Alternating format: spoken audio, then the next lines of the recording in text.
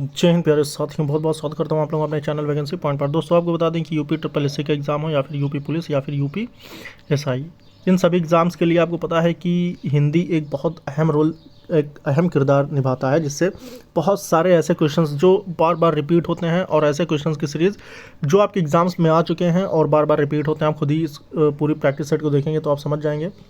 लगभग 100 क्वेश्चंस मैं लेकर आया हूं, जो कि एक फास्ट रिवीजन के तौर पर देखेंगे। अगर आप लोगों का रिवीजन भी एक प्रकार से ये समझिए कि एक रिवीजन है और ये प्रीवियस ईयर क्वेश्चन पेपर पर आधारित है और ये एक क्वेश्चन पेपर है जो कि पहले आ चुका है। तो आइए आज का पहला क्वेश्चन देखेंगे और ज़्यादा से ज़्यादा वीडियो लाइक और शेयर कर देना सभी मित्रों के साथ और चैनल को सब्सक्राइब ज़रूर कर लेना, ताकि आपको ऐसी वीडियोज़ और हर टॉपिक वाइज हर सब्जेक्ट वाइज मैं आप लोगों को देता रहूँ। पहला क्वेश्चन देखेंगे, रामचरितमानस किस भाषा में लिखा गया है।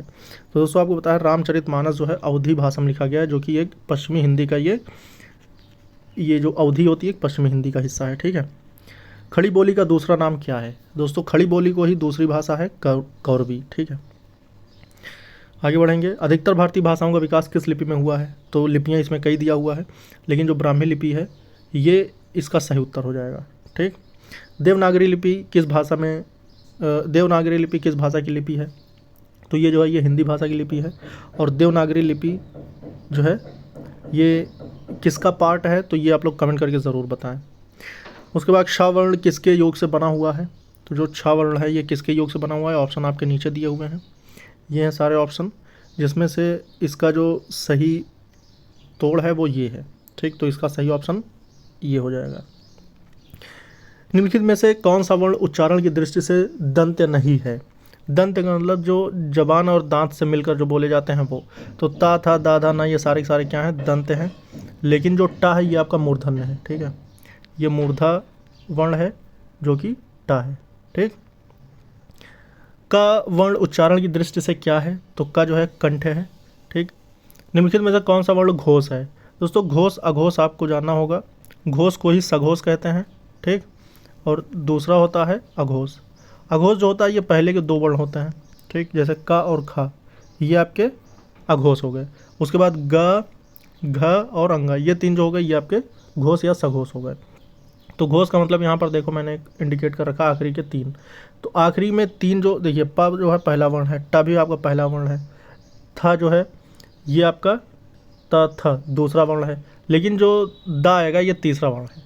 तो दो के बाद जो आखिरी के तीन होते हैं वो आपके क्या होते हैं, घोष या फिर सघोष कह सकते हैं। ठीक। निम्नलिखित में से वर्तनी की दृष्टि से कौन सा शब्द शुद्ध है। तो शीर्षक ये भी है, शीर्षक है और शीर्षक है। तो इसमें जो सही ऑप्शन होगा ये हो जाएगा ऑप्शन नंबर सी। आगे बढ़ेंगे, अब इन सभी में देखेंगे मंत्रिमंडल ये मतलब सभी दिए हैं, इसमें जो पहला ऑप्शन है ये सही हो जाएगा। 11 का बी वाला सही हो जाएगा, अतिथि। और 12वें में देखें तो पूर्ति जो सी वाला ऑप्शन है ये सही होगा। और 13वें में जो है नीरसता सही होगा, डी वाला नीरसता। महाधन आत्मा से बनेगा जो शब्द वो क्या कहलाएगा, वो होगा महात्मा। ठीक है। आगे बढ़ेंगे, रमाधन इसमें जो कौन सी संधि है। दोस्तों आपको बता दें कि अगर ए आता है तो ये आपकी कौन सी होगी, गुण संधि होगी। ठीक है। अगर इसको जोड़ने पर मतलब संधि विच्छेद के बाद जब जुड़ता है तो अगर ए की मात्रा जुड़ती है तो वो आपकी क्या कहलाएगी, गुण संधि। ये भी मैं आपको बिल्कुल विस्तृत जानकारी तब जैसे टॉपिक वाइज जब चैप्टर वाइज लाऊंगा तो संधि में मैं आपको ऐसे समझा दूंगा कि आपसे कोई भी संधि का एक भी प्रश्न छूटने वाला नहीं है। और हर चैप्टर जितने भी आपके सिलेबस में जितने भी चैप्टर्स हैं उन सभी चैप्टर वाइज मैं जब कराऊंगा इतनी मैं जानकारी दे दूंगा कि आपको कोई भी क्वेश्चन आपसे हिंदी में तो छूटेगा नहीं, ये तो मैं गारंटी ले रहा हूँ। अभी तो मैं आपको सिर्फ एक प्रैक्टिस करा रहा हूँ, तो आप इस प्रैक्टिस को बहुत ही ध्यान से देखें। उच्चारण का संधि विच्छेद क्या होगा, उत्धन चारण, ऑप्शन नंबर डी इसका बिल्कुल सही हो जाएगा। और ये एक व्यंजन संधि है। रसोई घर में कौन सा समास है। रसोई घर का मतलब क्या होता है, रसोई का घर। ठीक है। इसमें जो विभक्ति चिन्ह आ रहा है वो का आ रहा है। तो जब विभक्ति चिन्ह का, के, से, ने, पर ऐसा आता है तो फिर वो आपका तत्पुरुष होता है। बहुव्रीहि का मतलब ये होता है कि ये किसी की विशेषता बताता है। तीसरा शब्द इसमें कोई भी पद प्रधान नहीं होता है। अव्ययी भाव जब अव्यय से मिलकर कोई शब्द बनता है, जैसे यथाशक्ति, यथावत, प्रतिदिन, ये सारे क्या होते हैं, अव्ययी भाव समास होते हैं। द्वंद्व समास वो होता है जिसमें योजक चिन्ह इस्तेमाल होता है, जैसे घर, जैसे मतलब घर द्वार, भाई बहन, इस टाइप का। ठीक है। नील गाय में कौन सा समास है। नील गाय, नीली है जो गाय। ठीक, ऑप्शन नंबर सी कर्मधारय। और द्विगु समास द्विगु समास वो होता है जिसमें कोई संख्यावाचक शब्द जुड़ा हुआ हो। पीताम्बर, पीत है अंबर जिसका। अच्छा देखिए, पीताम्बर जो है ना ये आपका, अब आपको मैं बता दूं, पीताम्बर जो है ये दो समास है, एक तो आपका बहुब्रीहि भी है और ये आपका एक कर्मधारय भी है। तो ये बहुब्रीहि कब होगा, कर्मधारय कब होगा, जब इसका ये समास विग्रह किया जाएगा तब। जैसे पीत है अंबर जिसका, ठीक है, इस टाइप का जब ये विग्रह किया जाएगा तब ये बहुब्रीहि कहलाएगा। ठीक है। चारपाई पर चादर बिछा दीजिए वाक्य में पर कौन सा कारक है। चारपाई पर, किसी के ऊपर जब कुछ बिछाने की बात हो रही है तब ये अधिकरण हो जाएगा। ठीक है। वह घर से बाहर गया, वाक्य में निम्न कौन सा कारक है। वह घर से बाहर गया, तो आप इसको देखें तो 21 का जो सही ऑप्शन होने वाला है ये हो जाएगा आपका अपादान। घर से बाहर मतलब ये बाहर जा रहा है, मतलब घर से अलग हो रहा है। ठीक है। अग्नि का पर्यायवाची बताइए, तो 22 का जो सही ऑप्शन हो जाएगा ये हो जाएगा आपका अग्नि का पर्यायवाची शब्द हुतासन हो जाएगा। ठीक है। जबकि आलय घर का है, अक्षियाग का है। ठीक। कमल का पर्यायवाची शब्द क्या है, तो 23 का जो सही ऑप्शन होने वाला है ये हो जाएगा आपका 23 का जलज, जल में उत्पन्न या जल में पैदा होने वाला। ठीक है। इंद्र का पर्यायवाची शब्द बताइए। इंद्र का जो पर्यायवाची शब्द होगा 24 का, तो 24 का जो सही ऑप्शन होने वाला है ये हो जाएगा आपका मधुबा। ठीक है। ये होगा आपका इंद्र का पर्यायवाची। घर का पर्यायवाची शब्द आपको बताना है, तो यह बहुत ही आसान क्वेश्चन है। 25 का जो ये निकेतन है, निकेतन जैसे कोई भी निकेतन के साथ जुड़ा हो, जैसे विद्या निकेतन, विद्या का घर। ठीक है। हरिण का पर्यायवाची शब्द, वैसे अगर मैं इसकी बात करूं, ये जो हरिण लिखा हुआ है ये आपका हिरण है। ठीक। हरिण वो मिस्टेक हो गई, इसका डी ऑप्शन होगा मृग। उपकार का विलोम शब्द बताएं। 27 में विलोम शब्द आपको बताना है, तो इसका जो सही ऑप्शन होगा ये हो जाएगा ऑप्शन नंबर सी, उपकार का अपकार होता है। आगत का विलोम शब्द 28 का सही ऑप्शन होगा अनागत। ठीक। सापेक्ष का विलोम है, सापेक्ष शब्द का विलोम आपको बताना है, तो सापेक्ष का जो सही ऑप्शन होने वाला है विलोम शब्द के लिए 29 का जो सही ऑप्शन होगा ये हो जाएगा निरपेक्ष। ठीक। स्मरण का विलोम, स्मरण के लिए अगर हम देखें तो ऑप्शन नंबर विस्मरण हो जाएगा सी। अथ का विलोम कौन सा होगा, 31 का जो सही ऑप्शन होने वाला है ये हो जाएगा इति। चलिए आगे बढ़ेंगे। निम्नलिखित वाक्यांशों के लिए एक शब्द बताइए, तो 32 में देखेंगे जिसमें संदेह ना हो उसको क्या कहते हैं।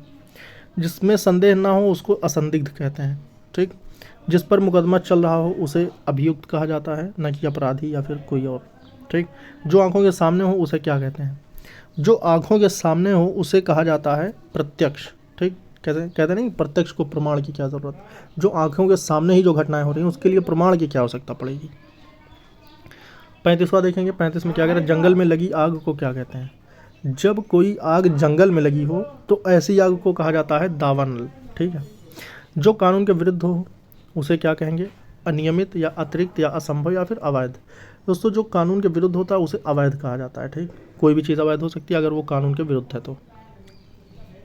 मोहन को हिंदी पढ़नी है इसलिए वह शास्त्री जी के यहाँ गया है, कौन सा वाक्य है। इसमें देखिए दोस्तों दो वाक्य अलग अलग हैं। मोहन को हिंदी पढ़नी है इसलिए वो शास्त्री जी के यहाँ गया है, तो ये पूरी तरह से संयुक्त वाक्य का उदाहरण हो जाएगा। सत्य बोलो परंतु कटु सत्य न बोलो, किस प्रकार का वाक्य है, ये भी आपका संयुक्त वाक्य हो गया। ठीक है।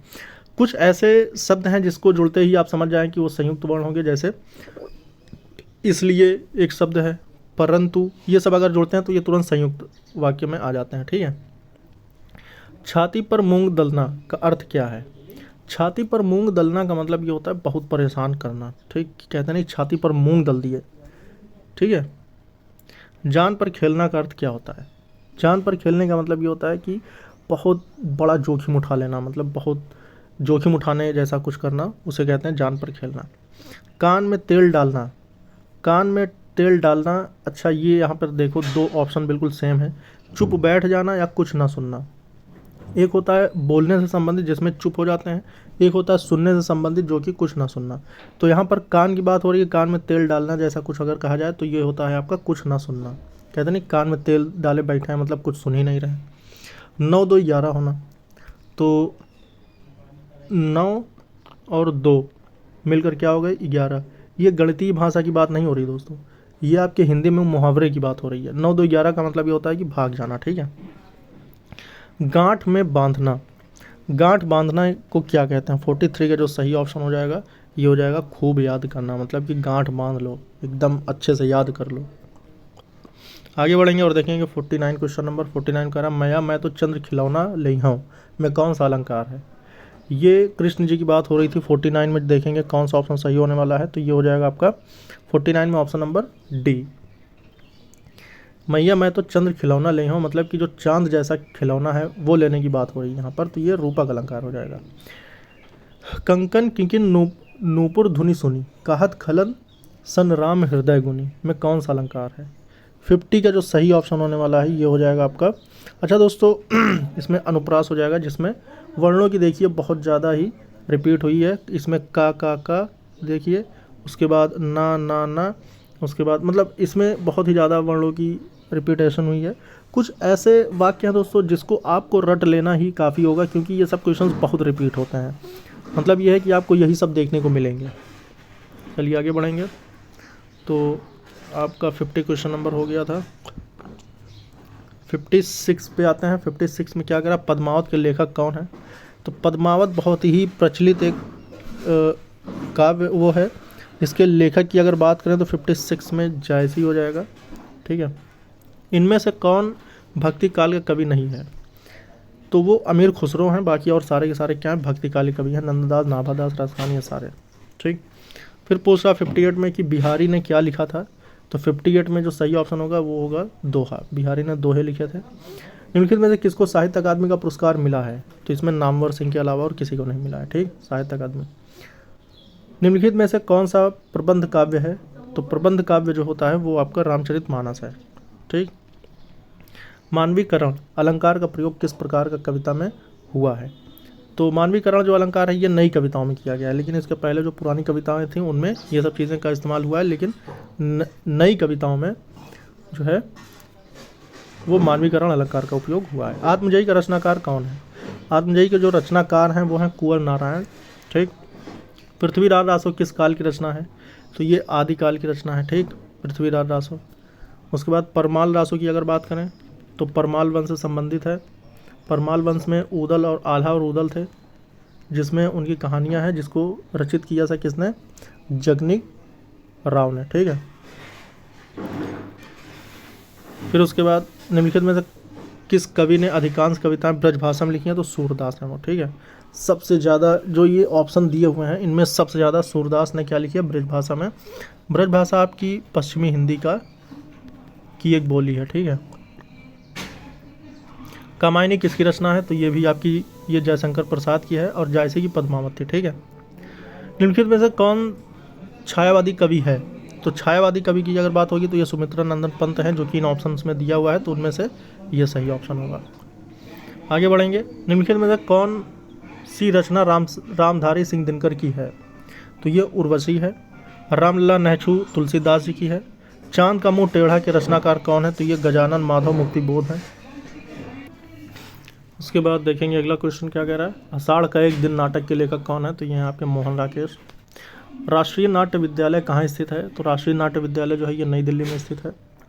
रंगभूमि उपन्यास के लेखक कौन है? तो इसके जो लेखक रंगभूमि के हैं वो हैं प्रेमचंद।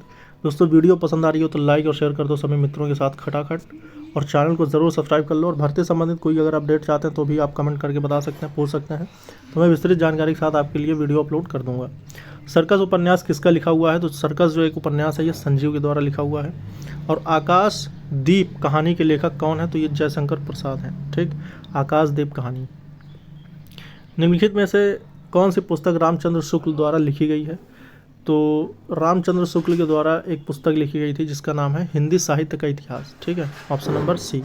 ये सब क्वेश्चन दोस्तों बहुत ज़्यादा इंपॉर्टेंट है, और ऐसे क्वेश्चन पूछे जाते हैं तो आप बिल्कुल करने से कासिर हो जाते हैं, कर नहीं पाते हैं, इसीलिए ऐसे क्वेश्चंस को मैं रिपीट करवाना चाहता हूं। और ये सब ऐसे क्वेश्चंस हैं जिसको आपको रट लेना चाहिए। नामवर सिंह ने अधिकांश क्या लिखा है? तो ये आलोचनाएँ लिखे थे। अपने अपने राम उपन्यास किसका लिखा हुआ है? तो ये भगवान सिंह ने लिखा था इसको। फिर उसके बाद आगे बढ़ेंगे और देखेंगे चीफ की दावत कहानी के लेखक कौन है? तो भीष्म साहनी थे, ठीक। संसद से सड़क तक काव्य संकलन किसका है? तो ये सुदामा पांडे धूमिल जी का है। दोस्तों ये सब जितने क्वेश्चन हैं, मैं आपको फिर से एक बार कह रहा हूँ, ये बहुत ही ज़्यादा रिपीट होते हैं ये ऐसे क्वेश्चन। अगर आप इतना बहुत ज़्यादा रिपीट कर मतलब एकदम रट्टा मार लेते हैं, और जितने भी मैं प्रैक्टिस सेट अपलोड कर रहा हूँ इन सभी को अगर आप देखते हैं तो आपके लिए बहुत ज़्यादा बेनिफिट साबित होगा इन प्रश्नों के, मतलब इन प्रश्नों से। प्रभु जी तुम चंदन हम पानी, जाकी अंग अंग बास समानी, किस संत कवि ने की पंक्तियां हैं ये? तो ये रैदास जी की थी, ठीक है। प्रभु जी तुम चंदन हम पानी, ठीक। तो दोस्तों आज की वीडियो में बस 80 क्वेश्चंस तक मैं पहुंच पाया हूं, और ये वही क्वेश्चंस हैं जो कि आपके एग्ज़ाम्स में रिपीट होते हैं और आए हुए हैं। तो ऐसे क्वेश्चंस को आप लोगों को बार बार रिपीट करना चाहिए, रट्टा मार लेना चाहिए। बहुत ज़्यादा लंबी वीडियो नहीं, सोचिए आप लगभग 15 मिनट में आपके लिए मैंने 80 क्वेश्चंस अटेम्प्ट करा दिए। तो इसी तरह डेली क्लासेस और अच्छी क्लासेस वीडियोस देखने के लिए चैनल को ज़रूर सब्सक्राइब करें। इस वीडियो में दोस्तों जय।